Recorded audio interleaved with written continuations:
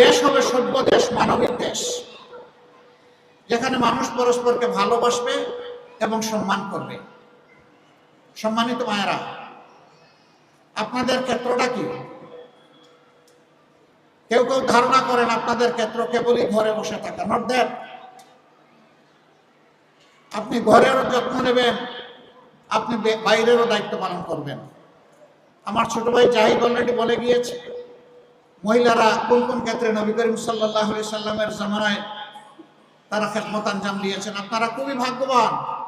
রাসূল করিম সাল্লাল্লাহু আলাইহি ওয়াসাল্লাম জবলে নূরের হেরা গুহা থেকে ইকরা বিসমি রাব্বিকাল্লাযী খলাক কালামে হাকিমের 5টি আয়াত বুকে ধারণ করে সমতলে চলে এসেছিলেন। সর্বপ্রথম যে মানুষটা আল্লাহর দেওয়া এই ওহীর উপর আল্লাহকে আল্লাহ আর মুহাম্মদকে নবী হিসেবে ঈমান এনেছিলেন, তিনি কোনো পুরুষ নন, তিনি একজন মা, হযরতে খাদিজাতুল কুবরা রাদিয়াল্লাহু তাআলা আনহা। রাসূল আকরাম সাল্লাল্লাহু আলাইহি সাল্লামের কাছ থেকে দাওয়াত আপনারা প্রথম পেয়েছেন, ঈমান আপনারা প্রথম কবুল করেছেন। মক্কার জিন্দেগি কঠিন ছিল, কাফেররা মুশরিকরা বড় কষ্ট দিয়েছে। সেই সময়টা শক্ত হয়ে পাশে যারা দাঁড়িয়েছিলেন তাদের মধ্যে মায়েরা ছিলেন। ইসলামের জন্য প্রথম যিনি জীবন দিয়েছেন, শহীদ হয়েছেন, তিনি আমাদের আম্মাজান হযরতে সুমাইয়া রাদিয়াল্লাহু তাআলা আনহা। এখানেও আপনারা এগিয়ে আছেন। উহুদের ময়দানে যে মা রাসূল করিম সাল্লাল্লাহু আলাইহি সাল্লামের চতুর্দিকে ঢালের মতো ঘুরে ঘুরে সমস্ত অস্ত্রের আঘাত নিজের দেহের উপর তুলে নিয়েছিলেন, যুদ্ধ শেষ হওয়ার পর যার শরীরের মধ্যে 60টা তীর ঝুলন্ত অবস্থায় ছিল, ভাঙা দাঁত নিয়ে রাসূল করিম সাল্লাল্লাহু আলাইহি সাল্লাম কামড় দিয়ে যে তীরগুলা নিজেই বের করে দিয়েছিলেন, তিনি হচ্ছেন আমাদের মা হযরতে মুসাইবা রাদিয়াল্লাহু তাআলা আনহা। এখানে আল্লাহ রাসূলের কঠিন সময়ে আপনারা ইয়ারমুকের যুদ্ধে মুসলমানদের পা থরথর করে কাঁপছিল প্রতিপক্ষের যুদ্ধের আঘাতের ভয়াবহতার কারণে। একটু সময়ের জন্য মুসলমানরা পিছন দিকে ফিরতে চেয়েছিলেন। একজন মা চিৎকার দিয়ে বলেছিলেন, খবরদার, মুসলমানরা যুদ্ধের ময়দানে কাকে পিঠ দেখাবে না। বুক দিয়ে যুদ্ধ করতে করতে হয় শহীদ হবে, না হয় কুপকাত করে বিজয়ী হবে। আমি এগিয়ে যাব, তোমরা আসো। তিনি কে জানেন? রাসূল মকবুল সাল্লাল্লাহু আলাইহি সাল্লামকে আম্মা জান খাদিজাতুল কুবরা রাদিয়াল্লাহু তাআলা আনহাকে, যে মহিলাটি মক্কার জীবনে সবচেয়ে বেশি কষ্ট দিয়েছিলেন, বিরোধিতা করেছিলেন, আবু সুফিয়ানের স্ত্রী হিন্দা,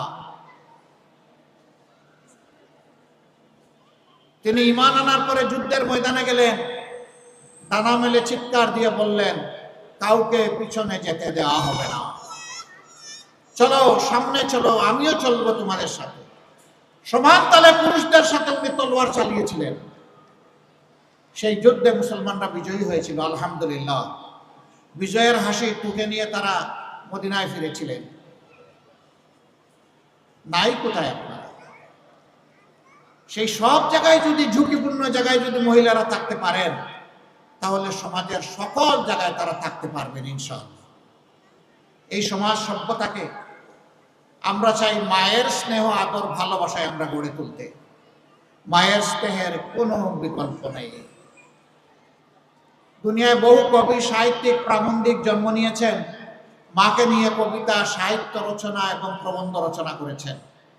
কিন্তু খুব কম সাহিত্যিক, প্রাবন্ধিক, কবি পাবেন যারা বাবাকে নিয়ে রচনা করেছে।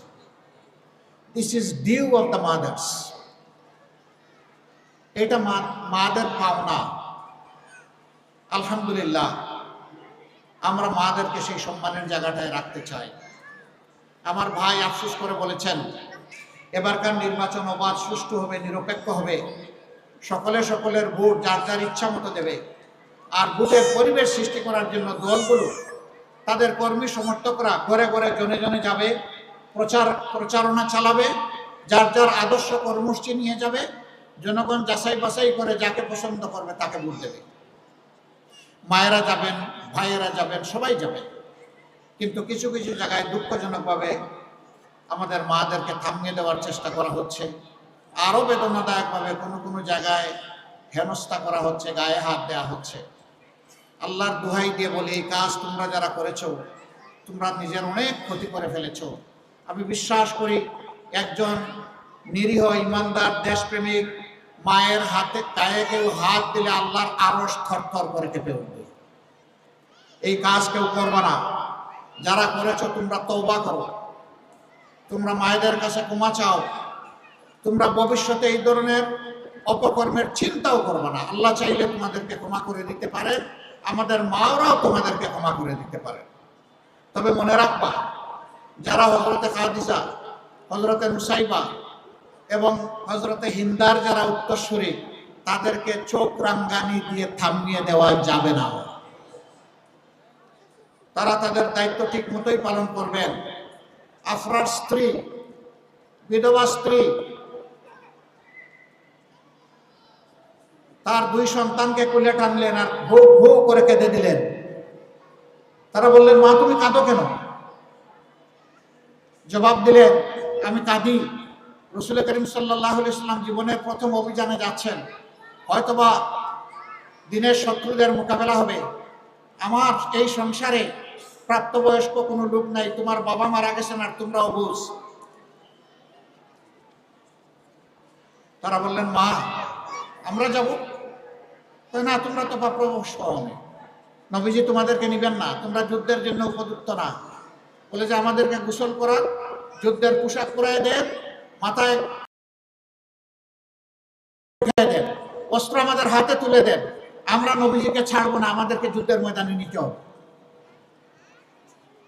আল্লাহর নবী প্রস্তুত। এই 2 যুবক একই উঠে চড়ে হাজির। জিজ্ঞেস করলেন, তোমরা কারা?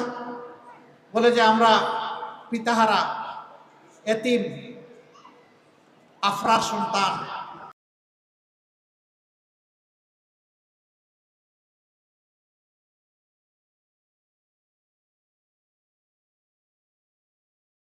এসেছে, আমরা ওয়াদা ভঙ্গ করতে পারবো না। তোমাদের মা তোমাদেরকে এরকম তৈরি করে দিয়েছে? বলে হ্যাঁ, তৈরি করে দিয়েছে। আচ্ছা ঠিক আছে, আসো দুইজনে কুস্তি লাগাও, যে জিতবে ওরে আমি নিয়ে যাব। ছোটজন গলায় ধরে বলতেছে, ভাইয়া ওয়াদা তুমি একা করো নাই, আমিও করেছি, আমি জানি কুস্তিতে তুমি আমাকে হারিয়ে দেবে, কিন্তু আমার একটা অনুরোধ তোমাকে রক্ষা করতে হবে। কয় বলো? কয় যে প্রথম রাউন্ডে তুমি হেরে যাইবে ইচ্ছা করে, আর এরপরে সব রাউন্ড তোমার। আলহামদুলিল্লাহ, আল্লাহ রাসূল দেখছেন আর হাসছেন দুইজনের কানাকানি, যে কিছু একটা হয়ে যাচ্ছে এখানে। এরপরে যা হবার তাই হলো। রাসূল করিম সাল্লাল্লাহু আলাইহি ওয়াসাল্লাম দুইজনকে তুলে নিয়ে চুমুতে চুমুতে একদম ভরে দিল। তারপরে নিজের হাতে আল্লাহর উপর তাওয়াক্কুল করে ওই একই উটের পিঠে ওদেরকে উঠাই দিলেন। যুদ্ধের ময়দানে গিয়ে বড় ভাই তিনি রাসূল করিম সাল্লাল্লাহু আলাইহি ওয়াসাল্লামের একজন মর্যাদাবান সাহাবীকে কানে কানে গিয়ে বললেন, চাচা যান, আবু জেহেলকে এই যুদ্ধে কি সে এসেছে? উনি হাসতে হাসতে কিলকিলিয়ে বললেন, তুমি